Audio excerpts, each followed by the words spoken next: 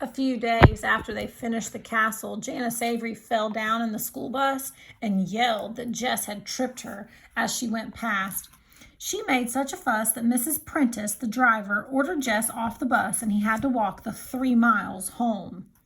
When Jess finally got to Terabithia, Leslie was huddled next to one of the cracks below the roof trying to get enough light to read. There was a picture on the cover which showed a killer whale attacking a dolphin. "What you doing?" He came in and sat beside her on the ground. "Reading. I had nothing to do. I had to do something. That girl." Her anger came rocketing to the surface. "It don't matter. I don't mind walking all that much." What was a little hike compared to what Janice Avery might have chosen to do.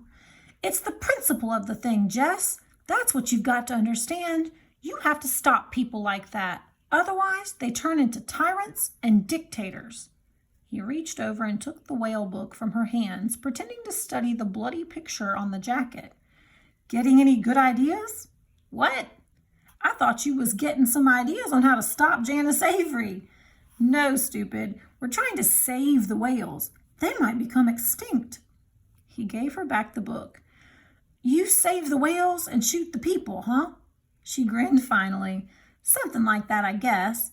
Say, did you ever hear the story about Moby Dick?" "Who's that?"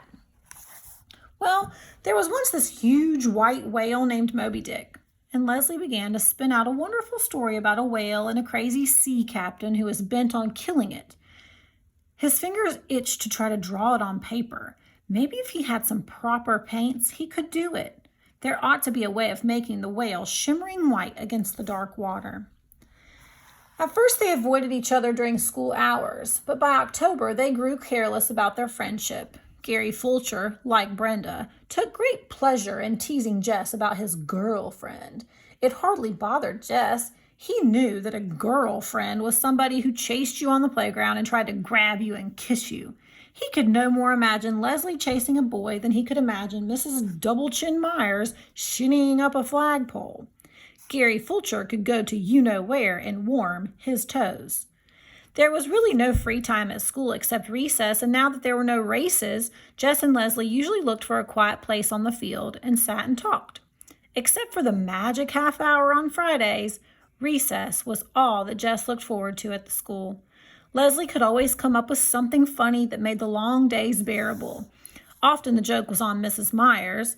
Leslie was one of those people who sat quietly at her desk, never whispering or daydreaming or chewing gum, just doing beautiful schoolwork, and yet her brain was so full of mischief that if the teacher could have once seen through that mask of perfection, she would have thrown her out in horror.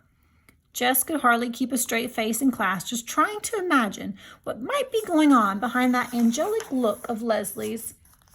One whole morning, as Leslie had related it at recess, she had spent imagining Mrs. Myers on one of those fat farms down in Arizona.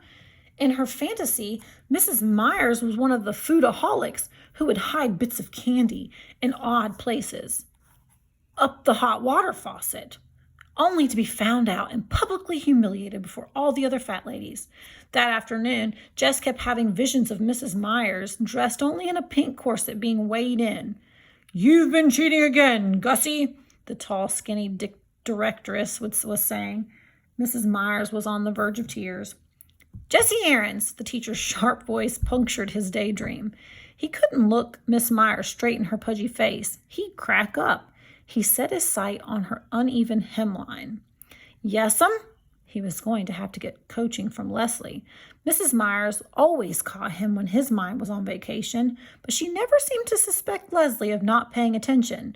He sneaked a glance up that way, and Leslie was totally absorbed in her geography book, or so it would appear to anyone who didn't know. Terabithia was cold in November. They didn't dare build a fire in the castle, though sometimes they would build one outside and huddle around it. For a while, Leslie had been able to keep 2 sleeping bags in the stronghold, but around the 1st of December, her father noticed their absence and she had to take them back. Actually, Jess made her take them back. It was not that he was afraid of the Burkes exactly. Leslie's parents were young, with straight white teeth and lots of hair, both of them. Leslie called them Judy and Bill, which bothered Jess more than he wanted it to. It was none of his business what Leslie called her parents, but he just couldn't get used to it. Both of the Burkes were writers. Mrs. Burke wrote novels and, according to Leslie, was more famous than Mr. Burke, who wrote about politics. It was really something to see the shelf that had their books on it. Mrs. Burke was Judith Hancock on the cover, which threw you at first, but then if you looked on the back, there was her picture looking very young and serious. Mr. Burke was going back and forth to Washington to finish a book he was working on with someone else, but he had promised Leslie that after Christmas he would stay home and fix up the house and plant his garden and listen to music and read books out loud and write only in his spare time. They didn't look like Jess's idea of rich, but even he could tell that the jeans they wore had not come off the counter at Newberry's. There was no TV at the Burkeses, but there were mountains of records and a stereo set that looked like something off Star Trek. And although their car was small and dusty, it was Italian and looked expensive too. They were always nice to Jess when he went over, but then they would suddenly begin talking about French politics or string quartets, which he at first thought was a square box made out of string, or how to save the Timberwolves or Redwoods or singing whales, and he was scared to open his mouth and show once and for all how dumb he was.